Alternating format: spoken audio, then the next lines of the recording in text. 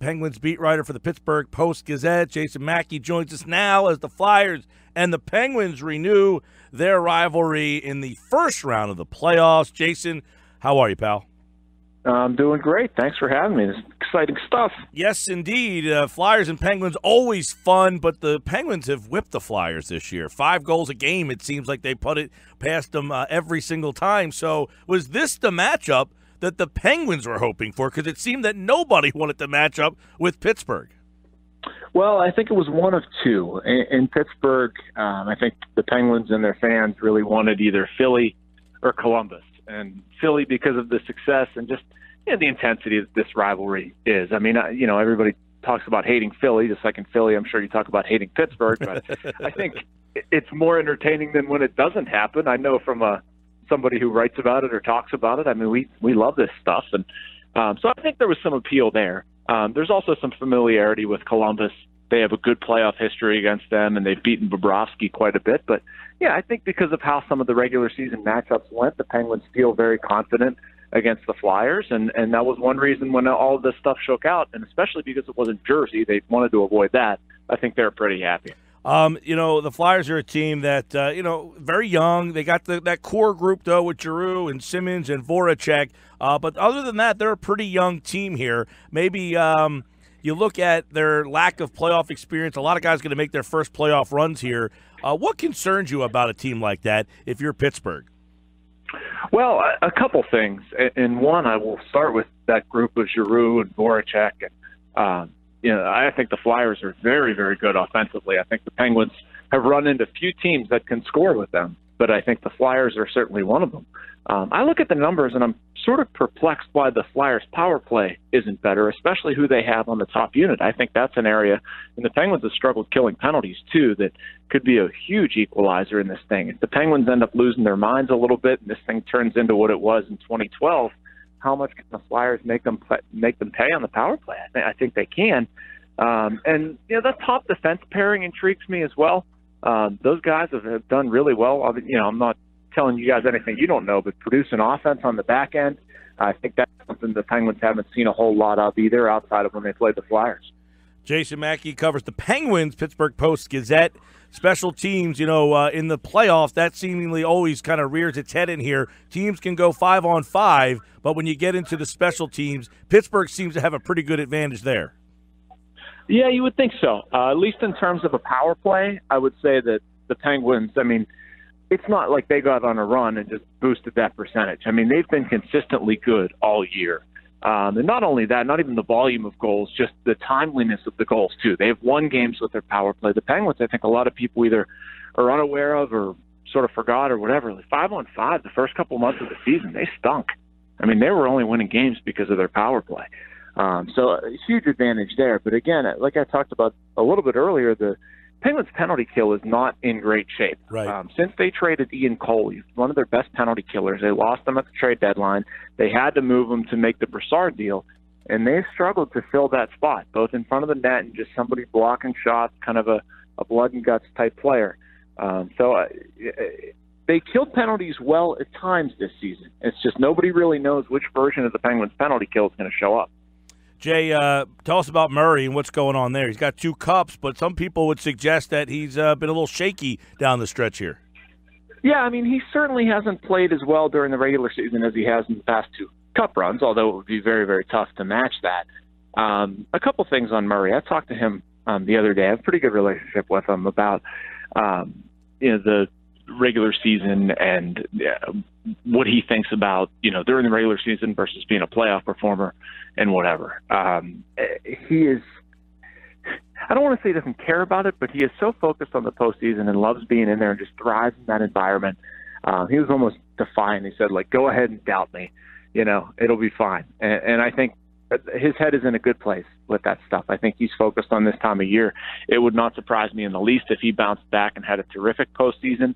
And I think he's the type of guy, and we see, I think every athlete is kind of like this, but he's a little bit more so. Somebody that the moment somebody doubts him, boy, does he get all riled up and just wants to prove people wrong and stick it to people. People, Crosby seemingly has been there forever. Are people wondering when he's going to start to dip and when this run of elite play will start to end for this Penguin? Like, how many more runs does he and this Penguins group have together? Yeah, I mean, it's tough to sort of predict when the window is going to close, just because they haven't really given us any evidence of that. I think a couple years ago, people started getting reactionary, and this was before Sullivan got here, like 2014-15. Mike Johnston was the coach. It looked like, maybe Crosby and Malkin were slowing down. I think in hindsight, they just hated playing for Johnston and hated playing in that system and wanted to have somebody playing a little bit more up-tempo. And so you've seen them under Sullivan sort of get rejuvenated. And, Malkin's had his best year in I don't know how long right now. Phil Kessel's played his best hockey. Crosby's scoring circus-like goals every other day. He's had, sort of a choppy year, but I think still a good year, and he loves this stuff. So I'm just not – I don't know if this sounds like homerish or whatever, but if I'm going to look at this objectively, like, I'm not seeing any signs here that show the Penguins are ready to come crashing down. Obviously, they've won the back-to-back. Do you think that they maybe – I don't want to say sweat-walk, but maybe the regular season, they didn't amp it up all the way? Yeah, I think that's fair. I don't think you're ever going to hear anybody around the Penguins say that. But I think two things went on with sort of the narrative of this team this season. They conserved energy. Let's put it that way. That's a politically correct way. And I think they knew they were going to have a tough time getting going in October, November, December. I think it took a little bit longer than anybody would have liked. They probably would have liked, beginning of December, midway through December to turn it on. And it took them really until the first week of January to do it. But whatever, they got going. They got their points. They got in their position. But sort of once the finish line, or at least the end of the regular season, came into play, I feel like this team was ready to start the postseason about 3 weeks ago. Just because they know what the excitement's like, they know what these games feel like. There really wasn't, there was kind of the division, but that's just not a big thing around here. They just wanted to get going and get a matchup and dig into that. And so you saw their play tail off a little bit, and I think it manifested itself in defensive responsibility, how they managed the puck, the chances they took, just some detail-y stuff.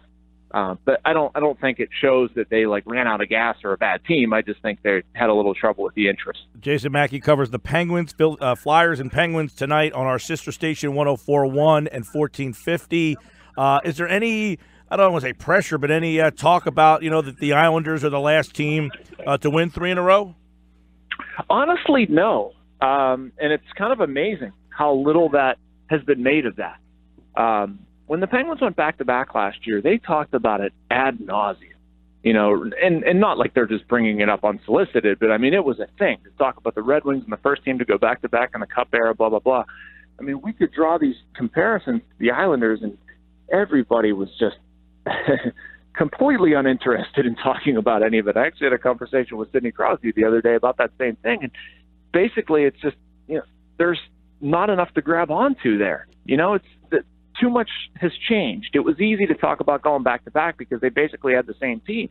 But in this offseason, with as much as they lost, Bonino and Fleury and Daly and Cullen and on down the line, it was just a completely different team. And so I think in a few ways, this doesn't even feel like 3 in a row for a lot of these guys because they do have a lot of new faces, Brassard, Shea, and Alexiak and some other guys. And so this does kind of feel sort of like its own season in that way. All right, that series begins tonight. They last played in 2012, and that was a chippy series to say the least. Giroux, Couturier, Voracek, Matt Reed was on that team, and Wayne Simmons. They're the 5 remaining players from the last time these two teams met. They'll get it on tonight in Pittsburgh, 7 o'clock. Jason Mackey covers the Pittsburgh Penguins for the Post-Gazette. Jason, we appreciate your time. My pleasure. Thanks for having me.